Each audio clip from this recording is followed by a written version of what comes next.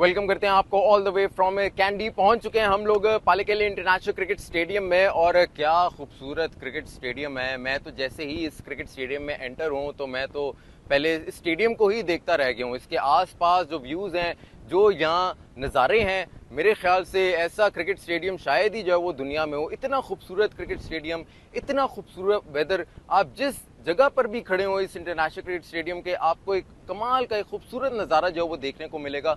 और शायद स्क्रीन पर उतना आपको फील ना हो रहा हो, लेकिन जो फीलिंग यहाँ खड़े होकर पालेकेले इंटरनेशनल क्रिकेट स्टेडियम को देखने की है वो शायद अल्फाज में मैं बयान नहीं कर सकता। और वेदर से हम लोग जो वो आगाज करेंगे, उसके बाद पिच के हवाले से आपको बताऊंगा, फिर पाकिस्तान क्रिकेट टीम क्या चेंजेस करने जा रही है against England in super 8 match. देखिए जी, पहले तो वेदर आपको कोलंबो का और कैंडी का जो वेदर है, इसमें जो है वो जमीन आसमान का फर्क है। कोलंबो में हमें जो है वो बारिश ऑन एंड ऑफ जो है वो देखने को मिली है, लेकिन जैसे ही हम लोग कैंडी पहुंचे हैं, यहाँ हमें बहुत ही एक खूबसूरत और बिल्कुल परफेक्ट फॉर द क्रिकेटिंग जो कंडीशंस आप कहते हैं ना, क्रिकेट के लिए परफेक्ट एक वेदर जिसको कहते हैं, वो हमें पालेकेले में देखने को मिला है। सूरज जो है वो अपनी आबोताब से चमक रहा है, बादल भी हमें हल्के हल्के जो वो नजर आ रहे हैं, और कोलंबो की निस्बत पालेकेले में हमें थोड़ी सी जो वो सर्दी भी यहाँ महसूस हो रही है। तो यहाँ जो ह्यूमिडिटी लेवल है वो कम है, और थोड़ी सा जो वेदर है, जो टेम्परेचर है वो भी कम है इन कंपैरिजन टू कोलंबो। लेकिन कोलंबो से क्या ये शानदार कोई कंपैरिजन नहीं है जी। मुझे तो अपने पाकिस्तान का मरी याद आ गया। मरी की जो खूबसूरती है वही है मुझे यहाँ कैंडी में भी जो खूबसूरती नजर आ रही है।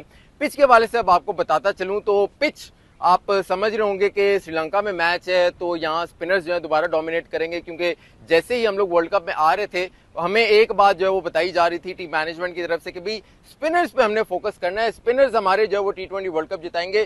स्पिनर्स हमारे पास जो स्पेशलिस्ट किस्म के हैं, हमारे आसपास भी जो वो कोई खड़ा नहीं होता जब हम स्पिनर्स की बात करें। लेकिन जो पालेकेले में कंडीशंस हैं वो कोलंबो की बिल्कुल डिफरेंट है कोलंबो से, क्योंकि पालेकेले में हमें बिल्कुल एक रोड लाइक एक मोटरवे किस्म की एक सड़क नुमा रोड हमें नजर आ रही है, जहां बिल्कुल जो कहते हैं ना चिट्टा विकेट, वो यहाँ महसूस हो रहा है। और उसको देखने से यही लग रहा है कि ये 180 और 200 वाला पिच जो है वो हमें लग रहा है, क्योंकि अगर कोलंबो में देखें तो वहां थोड़ी सी बॉल फंस भी रही थी, थोड़ी सी हमें एक पैचेस भी नजर आ रहे थे जिनसे स्पिनर्स को भी हेल्प मिला था। लेकिन कोलंबो में की निस्बत अगर कैंडी में देखें तो कैंडी में तो हमें बिल्कुल एक चिट्टा विकेट नजर आ रहा है। तो आप ये एक्सपेक्ट कर सकते हैं कि यहाँ रन्स के अंबार लगने लगे हैं। अब ये रन्स के अंबार लगने लगे हैं, अगर मैं बात करूं तो इंग्लैंड की और पाकिस्तान की बैटिंग देखें तो इंग्लैंड की बैटिंग बहुत स्ट्रांग है T20 की निस्बत। अगर देखें तो T20 को देखते हुए बहुत एक मॉडर्न डे क्रिकेट की वो क्रिकेट खेलते हैं, बैटिंग करते हैं, और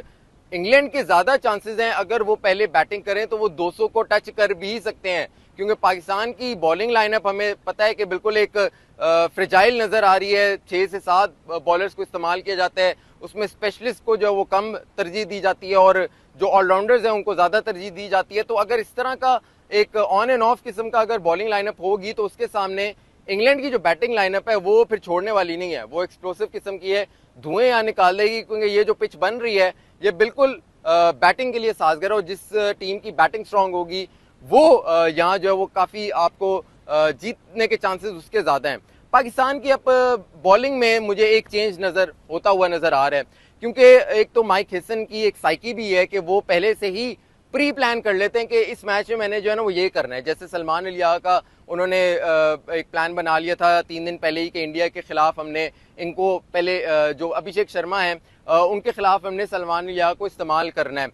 3 दिन पहले ही उन्होंने प्लान बना लिया था, और ये भी 3 से 4 दिन पहले जो प्रेस कॉन्फ्रेंस हुई है माइक हेसन की, उसमें भी उन्होंने ये एक इशारा दे दिया है कि पालेकेले में हम लोग नसीम शाह को यूज करेंगे। और जो प्रैक्टिस सेशन आज पाकिस्तान क्रिकेट टीम का हुआ है उसमें भी नसीम शाह जो वो इतनी ज्यादा कोई बॉलिंग करते नजर नहीं आए, क्योंकि जिस बॉलर को आपने खिलाना होता है उसको आप कम जो वो बॉलिंग करवाते हैं। उससे पहले जो है वो नसीम शाह काफी लंबे स्पेल करा रहे थे। मुझे लगता है कि एक बॉलर को बिठाया जा सकता है और नसीम शाह को जो वो इंक्लूड किया जा सकता है। मोहम्मद नवाज जो है वो हो सकते हैं, लेकिन अब माइक हेसन की जो वो थ्योरी क्या है, उनकी थ्योरी जो है वो ज्यादा ऑलराउंडर्स पे बेस करती है। ही लव्स ऑलराउंडर, उनके लिए ऑलराउंडर्स के लिए एक खास दिल में जगह है माइक हेसन के। तो एक ऑलराउंडर को ड्रॉप करना और स्पेशली बॉलर को खिलाना, ये एक माइक हेसन की बिल्कुल जो फिलॉसफी है उनके अगेंस्ट चीजें जाती है। मुझे ऐसा होता हुआ नजर नहीं आ रहा है, लेकिन होना जो है वो ऐसे ही चाहिए, क्योंकि एक ऑलराउंडर को आपने बिठाना आपको पड़ेगा। आपके पास शादाब है, फहीम है, मोहम्मद नवाज है, फिर साइम अयूब को भी ऑलराउंडर बनाया हुआ है, सलमान अलिया को भी ऑलराउंडर बनाया हुआ है। तो यार इतने ऑलराउंडर कोई मेरे ख्याल से जरूरत नहीं है। आपको माइक हेसन को थोड़ा सा स्पेशलिस्ट जो है ना उनको भी थोड़ा सा एक इंपॉर्टेंस उनको देनी पड़ेगी। फखर जमान जो वो खेलते नजर आ रहे हैं क्योंकि उन्होंने बहुत लंबा सेशन किया, उन्होंने प्रॉपर जो वो बैटिंग की है और उससे पहले भी उनको मौका नहीं मिला। कितनी अजीब सी बात है कि T20 वर्ल्ड कप आधा गुजर गया है और फखर जमान को अभी तक जो वो मौका ही नहीं दिया गया। तो अब फखर जमान को डेफिनेटली जो मौका दिया जाएगा, फखर जमान को मिड में खिलाया जाएगा, लेकिन टॉप ऑर्डर माइक हेसन जो वो वही अपना बनाएंगे। साइम अयूब, साहिबजादा फरहान, सलमान अलियागा और फिर आपके बाबर आजम आ जाएंगे और फिर उसके बाद फखर जमान। लेकिन अब माइक हेसन कहते हैं पहले पावर प्ले में ज़रूरत नहीं है बाबर आजम की, 10 ओवर्स के बाद ज़रूरत नहीं है बाबर आजम की। अब पता नहीं बाबर आजम को उन्होंने इस्तेमाल कहाँ करना है। वैसे तो अगर रियलिस्टिकली देखा जाए तो लाइनअप जो है वो बिल्कुल ही उलट बनती है जो हम बनाना चाहते हैं। बाबर आजम का इस्तेमाल इस लाइनअप में हमें कहीं नज़र नहीं होता आ रहा, लेकिन माइक हेसन समझते हैं कि उनको चौथे नंबर पे ही खिलाना जो वो बेहतर है। लेकिन T20 वर्ल्ड कप के बाद मुझे बाबर आजम के लिए कुछ एक बहुत बड़ा डिसीजन लेते हुए ये टीम मैनेजमेंट और सेलेक्टर्स और माइक हेसन जो है वो नजर आ रहे हैं। कोई उनके फ्यूचर जो है उस पर डिसाइड होगा बाबर आजम का T20 कैरियर का, क्योंकि T20 वर्ल्ड कप में बाबर आजम की फिलहाल अब तक बेशक वो खेले लेकिन उनका रोल जो है वो नजर नहीं आया।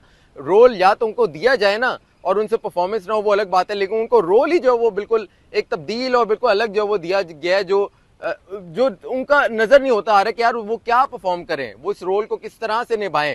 बिल्कुल जो उनकी क्रिकेट है उसके बिल्कुल उलट जो उनको रोल दिया गया। स्लॉगर वो नहीं है, वो रन्स, वो जो पावर प्ले सर्कल जब खुला नहीं होता फील्डर्स अंदर होते हैं उसका वो इस्तेमाल करते हैं। उसके बाद पावर प्ले में के बाद जो पावर हिटिंग होती है वो नहीं कर सकते, वो डायरेक्टली आकर पावर हिटिंग नहीं कर सकते। लेकिन ये बात माइक हेसन को जो वो शायद समझ नहीं आ रही। अपना बहुत सारा ख्याल रखिएगा। Thank you.